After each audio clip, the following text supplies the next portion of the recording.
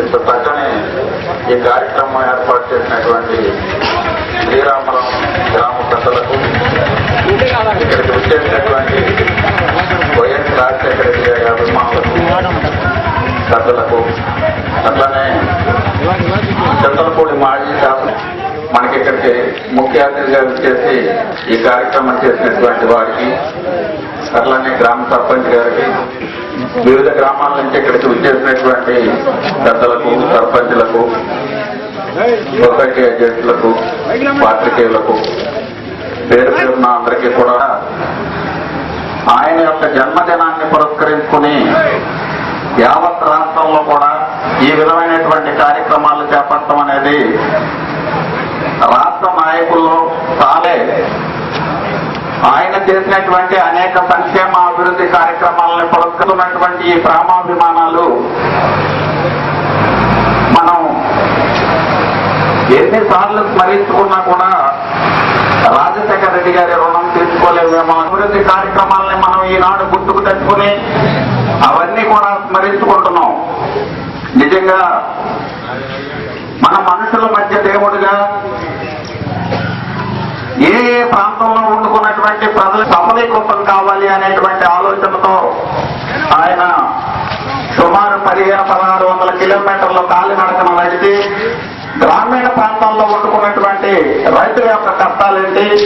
రైతు కూలీల యొక్క ఇబ్బందులేంటి, అట్లానే వృద్ధులకు కావాల్సిందేంటి, వితంతువుల యొక్క పరిస్థితులేంటి, అట్లానే వికలాంగుల పరిస్థితులేంటి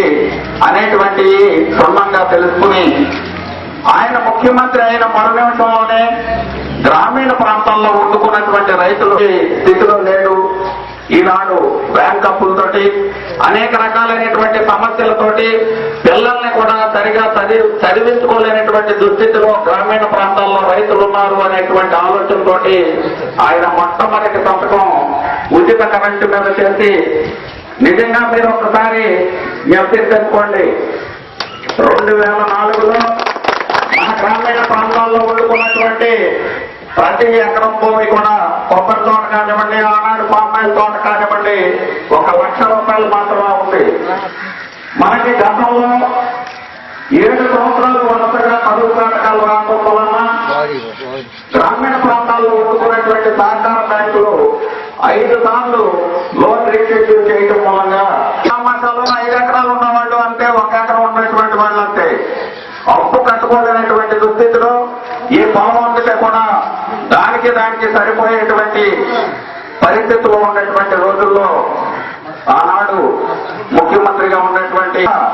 ఒక పక్క ఇన్ని సంక్షేమ కార్యక్రమాలు చేస్తూ లక్షలాది కోట్ల రూపాయలను ప్రాజెక్టుల కోసం వెచ్చించి, నగరాలు మాత్రమే సంపదగా ఉంటే సరిపోదు, నగర ప్రాంతాల్లో లక్షలాది కోట్ల రూపాయలు ఖర్చు పెట్టి నగరాలను మాత్రం అభివృద్ధి చేసినంత మాత్రాన ఈ రాష్ట్రం, ఈ దేశం అభివృద్ధి చెందినట్టు కాదు. గ్రామ ఆర్థికంగా బలపడిన రోజునే ఈ రాష్ట్రం అభివృద్ధి చెందినట్లు అవుతుందని చెప్పేసి మొట్టమొదటిసారిగా గుర్తించినటువంటి మహోన్నతమైనటువంటి వ్యక్తి మన రాజశేఖర రెడ్డి గారు. నేను మాట్లాడదలుచుకోలేదు, ఎందుకనంటే ఈ రాజశేఖర రెడ్డి గారి విగ్రహం పెట్టినటువంటి దాంట్లో కూడా ఈ శ్రీరామపురం గ్రామంలో అన్ని పార్టీల వారు కూడా సహకరించి ఈ విగ్రహం పెట్టడానికి తోడ్పాటును అందించారు. అంటే రాజశేఖర రెడ్డి గారు పార్టీలకు అతీతంగా అందరికీ సేవ చేశారు అనేటువంటి దృక్పథంతో మీరంతా కూడా పెట్టి సపోర్ట్ అందించి ఈ కార్యక్రమం ముఖ్యంగా మీరు ఒకసారి ఆలోచన చేయండి. గతంలో 2004లో మన రైతుల పరిస్థితి ఏంటి, గ్రామీణ ప్రాంతాల్లో వండుకున్నటువంటి రైతు కూలీల పరిస్థితి ఏంటి, ఈనాడు మన పరిస్థితి ఏంటి? ఎందుకనంటే మనం దురదృష్టవంతులం. రాజశేఖర రెడ్డి గారు ఈ 4 సంవత్సరాలు బ్రతికుండటం అయితే ఆంధ్ర రాష్ట్రంలో చేపట్టినటువంటి ఈ ప్రాజెక్టులన్నీ కూడా పూర్తయి ఉండేవి. ఈ ప్రాజెక్టులన్నీ పూర్తయితే ఆంధ్ర రాష్ట్రం సస్యశ్యామలంగా పాడి పంటలతో తొలతోగేది. ఎప్పుడు కూడా రైతులకు కానీ, రైతు కూలీలకు కానీ, పేదవారికి కానీ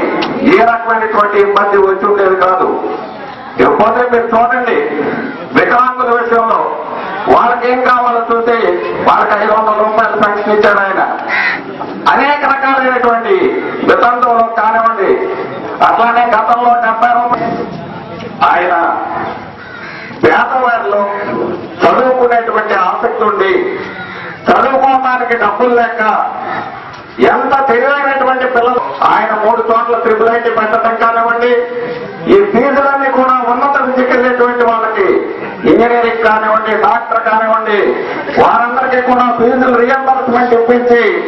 పేద వర్గాల వాళ్ళు కూడా బాగా చదువుకోవాలి, వాళ్ళు కూడా ఈ సంఘంలో ఉన్నతమైనటువంటి స్థితికి రావాలి, అలా వచ్చినాడే ఈ రాష్ట్రం అభివృద్ధి చెందినట్టు అవుతుంది అని చెప్పేసి నమ్మినటువంటి వ్యక్తి. మీరు అలానే చూడండి, దానికి ముందు మనకి ఎవరికైనా ఒక కిడ్నీ ప్రాబ్లం కానీ హార్ట్ ప్రాబ్లం కానీ వస్తే సామాన్యులు ఎవరూ కూడా కార్పొరేట్ హాస్పిటల్స్ యొక్క మెట్టులు ఎక్కలేనటువంటి పరిస్థితిలో ఉన్నటువంటి ఈ రాష్ట్రంలో పేదవారు కూడా 2 లక్షల నుంచి 7 లక్షల రూపాయలు కూడా ఆయన ఉదాహరణగా ఇచ్చి ఎవరికి ఏ జబ్బు వచ్చినా కూడా నయం చేయించినటువంటి సంఘటనలు మీ అందరికీ తెలిసి, ఇలా చెప్పుకుంటూ పోతే రాజశేఖర రెడ్డి గారు ప్రవేశపెట్టినటువంటి అనేక సంక్షేమ కార్యక్రమాల గురించి గంటల తరబడి చెప్పినా కూడా ఉండదు. ఇకపోతే ఈనాడు రాజకీయంగా రాజశేఖర రెడ్డి గారు ప్రవేశపెట్టినటువంటి ఆర్థిక మంత్రిగా ఉండి రోసయ్య గారు ఆయన యొక్క మేధాశక్తితో ఈ ప్రభుత్వాన్ని నడిపించేటువంటి దానికి ఆయన ఛాయశక్తుల చంద్రశేఖర రెడ్డి గారు ప్రవేశపెట్టినటువంటి అన్ని సంక్షేమ కార్యక్రమాలు రోసయ్య గారు చిత్తశుద్ధితో అమలుపరిచినప్పటికీ ఆయన ప్రతిబింబమైనటువంటి వైఎస్ జగన్మోహన్ రెడ్డి గారిని ఎప్పుడు ముఖ్యమంత్రిగా చూస్తామా అని చెప్పేసి ముఖ్యమంత్రి గారు, మన మంత్రివర్గం, మన ఎమ్మెల్యేస్ చిత్తశుద్ధితో అమలు జరిపినప్పటికీ కూడా ఆ చేసేటువంటిది జగన్మోహన్ రెడ్డి గారే చేయాలి అనేటువంటి ఆలోచనతో మనం తండ్రి గారి టైంలో ముఖ్యమైనటువంటి అన్ని కార్యక్రమాలు కూడా జయప్రదంగా కొనసాగిస్తానని చెప్పేసి నేను వ్యక్తిగతంగా ఆశించి ధన్యవాదాలు తెలియజేస్తాను.